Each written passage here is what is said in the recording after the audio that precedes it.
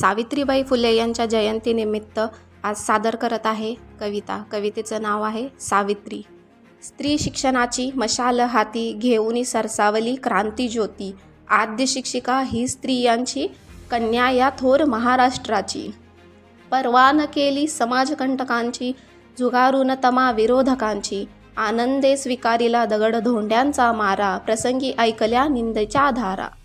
थोर सावित्रीचा हा ध्यास ज्याचा अनंते मावेना व्यास. स्त्री शिक्षणाची धरुणी कास निर्माण केला सरस्वतीचा वास.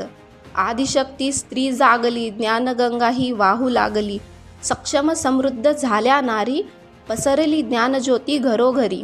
उपकार थोर या माऊलींचे उघडले दार तिने ज्ञानाचे. पसरले महत्त्व शिक्षणाचे गमक हे स्त्रियांच्या यशाचे.